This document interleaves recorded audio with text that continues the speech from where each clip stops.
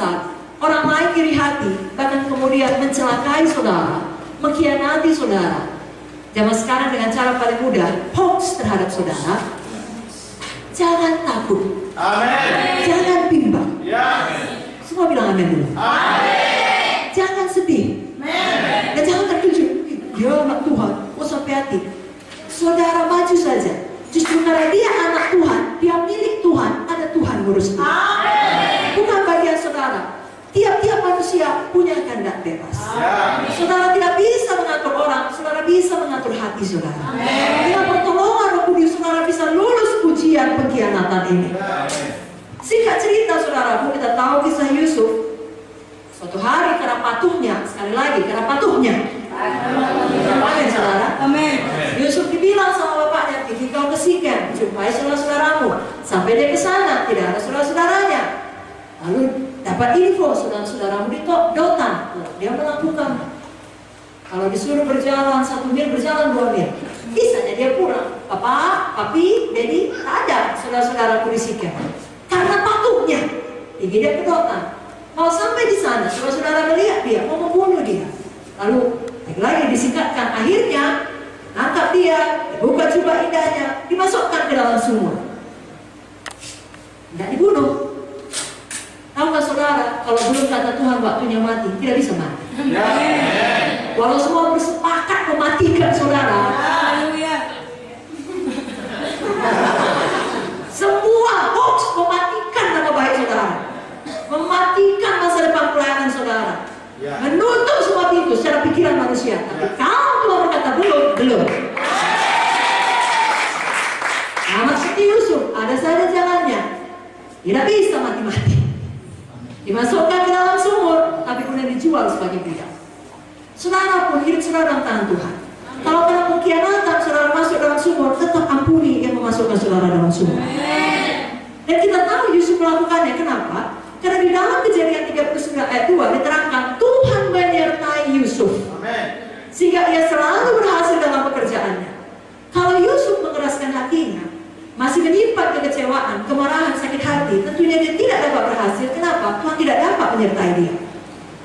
Karena Tuhan tidak pernah memaksa kita. Amin saudara. Tapi karena Yusuf menang, maka Tuhan menyertai dia dan dia berhasil. Dalam situasi seburuk apapun, kalau Tuhan menyertai, semua akan baik. Haleluya. Jadi malam ini kita belajar, kalau ada pengkhianatan, reaksi orang bisa dua. Satu, dia bisa marah, lalu membalas.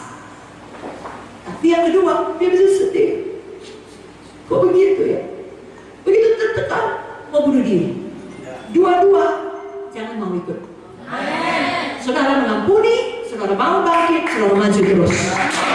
Tuhan menyertai saudara. Tuhan membuat saudara berhasil. Nah, saudara pikir kalau nggak ada dia, bagaimana masa depanku? Hei, Tuhan yang memelihara saudara. Kalau orang-orang pergi meninggalkan saudara, Tuhan bisa kirimkan orang-orang baru. Amin saudaraku. Dan Tuhan Yesus tidak berubah. Kalau dia menolong Yusuf, dia juga menolong kita pada zaman. Tapi malam hari ini, buang dulu semua sakit hati, marah saudara, katakan amin. Dendam saudara, atau sebaliknya kesedihan saudara, rasa tertekan saudara, sampai membunuh diri, kekecewaan saudara, buang semua dalam nama Yesus. Ada yang kata saudara katakan, saya buang semua dalam nama Yesus. Saya menang atas pengkhianatan. Saya percaya kepada Tuhan. Katakan amin. Dalam Mazmur 37 saya bacakan ayat 3-6. Percayalah kepada Tuhan dan lakukanlah yang baik. Diamlah di negeri dan berlakulah setia, dan bergembiralah karena Tuhan.